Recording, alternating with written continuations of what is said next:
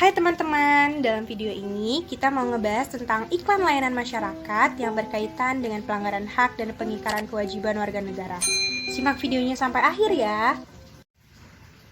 Denila adalah murid SMA yang hidup dengan ayahnya. Ayahnya adalah pekerja bangunan yang mendapatkan gaji pas-pasan. Pandemi COVID-19 berdampak pada 18.000 tenaga kerja dari 29 perusahaan di Jawa Timur.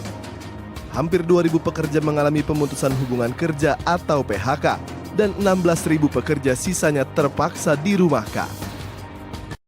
Suatu hari, karena adanya COVID-19, banyak berita ribuan pekerja di PHK. Denila baru saja pulang sekolah.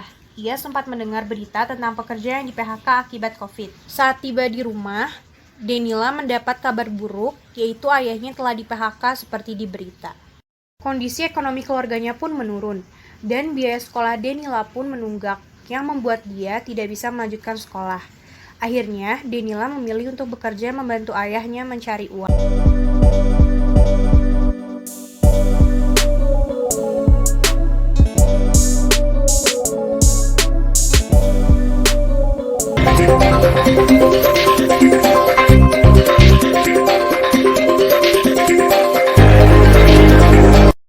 Tidak punya pilihan lain, ayah Denila berani mencuri untuk memenuhi kebutuhan keluarganya. Aksinya itu tertangkap polisi dan dimasukkan ke penjara.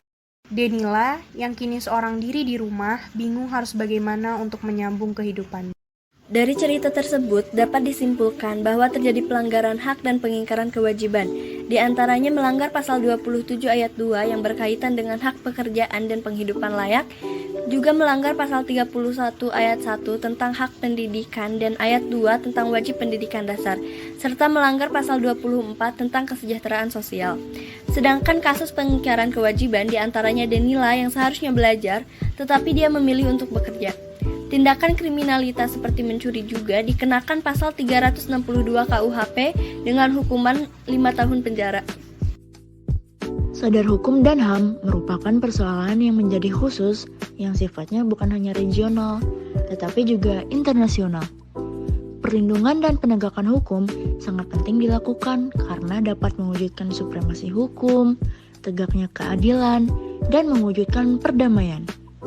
Maka dari itu, marilah kita sebagai masyarakat harus mengetahui dan memahami hukum yang berlaku, serta mentaati hukum dengan penuh kesadaran. Terima kasih sudah menyimak video kita kali ini. Sampai jumpa lagi.